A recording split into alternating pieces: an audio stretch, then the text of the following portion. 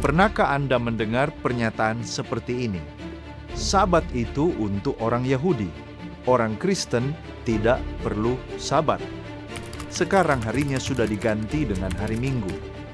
Bahkan ada yang berkata, kalau masih memegang sabat, berarti kembali ke hukum Taurat. Tetapi pertanyaannya adalah, apakah Alkitab benar-benar mengajarkan pemisahan Sabat untuk Yahudi dan hari Minggu untuk orang Kristen? Ataukah ini sebenarnya tradisi yang berkembang? Kemudian, pada kesempatan ini, kita akan membahasnya secara jujur, sistematis, dan berdasarkan firman Tuhan. Kalau ini memang ajaran Alkitab, kita harus menerimanya. Tetapi kalau tidak, kita juga harus berani mengakuinya. Mari kita gali bersama.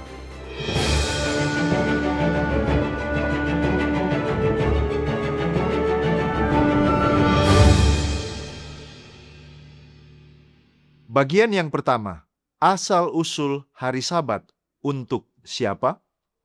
Mari kita mulai dari awal. Sabat pertama kali muncul bukan di Sinai, bukan di zaman Musa, dan bukan khusus untuk bangsa Yahudi. Kejadian 2 ayat 2-3 mengatakan bahwa Allah memberkati hari ketujuh itu dan menguduskannya. Perhatikan baik-baik. Ini terjadi saat penciptaan, sebelum ada orang Yahudi, sebelum dosa masuk penuh dalam sejarah manusia, sebelum Israel ada. Jadi, hari Sabat itu berasal dari peristiwa penciptaan, bukan etnis Yahudi. Yesus selanjutnya menjelaskan tujuan dari hari Sabat. Dalam Markus 2 ayat 27 mengatakan hari Sabat diadakan untuk manusia. Yesus tidak berkata untuk orang Yahudi saja. Kata yang dipakai adalah manusia. Artinya, Sabat diberikan untuk umat manusia. Selanjutnya kita lihat bahwa Sabat itu diberikan di dalam 10 hukum.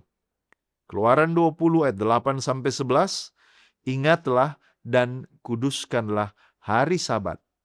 Sabat adalah bagian dari 10 hukum dan penting untuk diperhatikan. Tidak ada ayat yang mengatakan bahwa hukum keempat itu sudah dicabut. Jika 9 hukum lain masih berlaku, yaitu jangan membunuh, jangan mencuri, jangan berzina. Pertanyaannya, mengapa hanya hukum Sabat yang dianggap dihapus? Saudaraku, dasar Sabat adalah peristiwa penciptaan. Alasan Sabat dalam Keluaran 20 bukanlah karena kamu Yahudi, tetapi 6 hari lamanya Tuhan menjadikan langit dan bumi. Jadi, dasar hari Sabat bersifat universal. Mari kita lihat apakah Yesus mengubah Sabat menjadi hari Minggu. Sekarang kita masuk ke inti pembahasan. Banyak orang yang percaya bahwa hari ibadah dipindahkan dari Sabtu ke hari Minggu. Tetapi pertanyaannya, di mana ayatnya? Yesus tidak pernah mengubah Sabat. Lukas 4 ayat 16 mengatakan, menurut kebiasaannya, pada hari Sabat ia masuk ke rumah ibadah. Bahkan setelah kematian Yesus, Lukas 23 ayat 56, para pengikut Yesus tetap memelihara Sabat menurut hukum Taurat. Jika Sabat sudah dirubah saat salib, mengapa murid-murid masih memeliharanya? Memang tidak ada perintah untuk menguduskan hari Minggu. Perjanjian Baru memang menyebut hari pertama, yaitu hari Minggu, beberapa kali. Tetapi tidak ada perintah sama sekali untuk menguduskannya. Tidak ada ayat yang menyebutkannya sebagai Sabat yang baru, dan tidak ada teks perubahan hukum keempat. Jika demikian, dari mana datangnya tradisi hari Minggu? Secara historis, penghormatan terhadap hari Minggu berkembang bertahap setelah zaman Rasul. Faktor-faktornya antara lain adalah pengaruh budaya Romawi, menciptakan jarak dengan komunitas Yahudi, lalu kemudian perkembangan tradisi gereja. Tetapi pertanyaannya bukan apa tradisi gereja. Pertanyaannya adalah apa yang diajarkan Alkitab. Ada bahaya kalau kita memisahkan Allah Perjanjian Lama dan Allah Perjanjian Baru. Kadang-kadang muncul ide bahwa Sabat itu milik Yahudi dan hari Minggu itu milik orang Kristen. Tetapi ini menciptakan pemisahan yang tidak alkitabiah. Mengapa? Karena Tuhan yang sama memberi hukum yang sama. Maleakhi 3 ayat 6, Aku Tuhan tidak berubah. Matius 5 ayat 17, Aku datang bukan untuk meniadakan hukum. Mari kita jawab argumen yang sering kali dipakai. Yang pertama, Sabat itu hanya bayangan.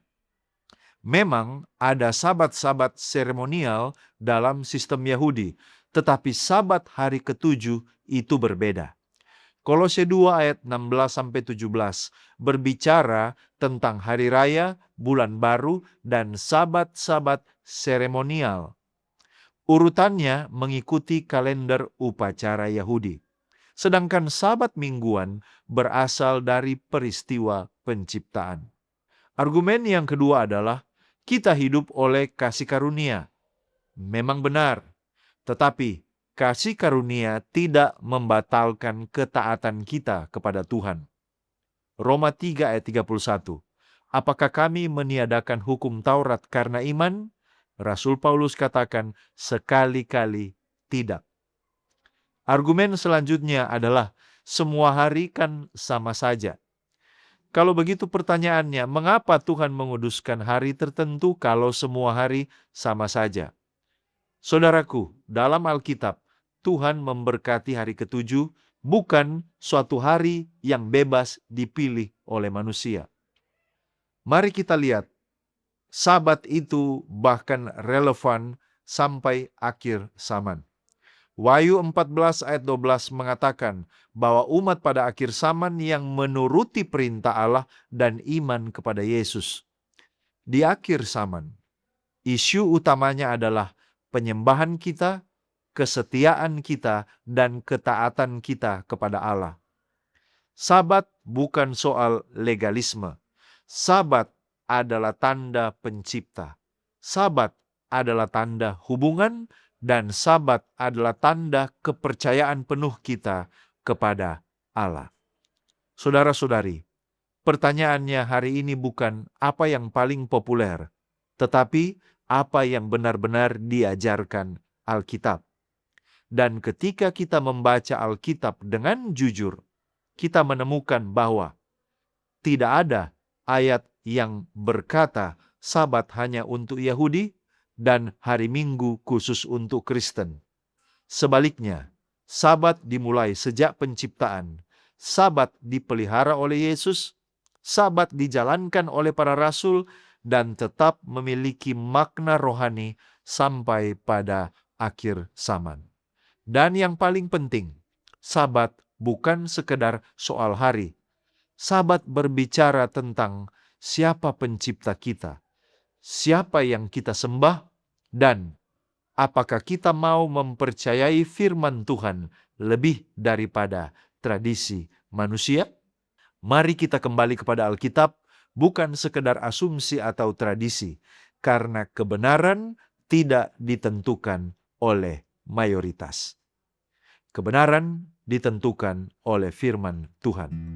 Sekian dari saya, mari kita menggali firman Tuhan untuk memperluas wawasan dan mengharapkan terjadi pertumbuhan kerohanian. Jika Anda merasa diberkati dan dicerahkan oleh pembahasan ini, silakan bagikan video ini kepada orang-orang terkasih.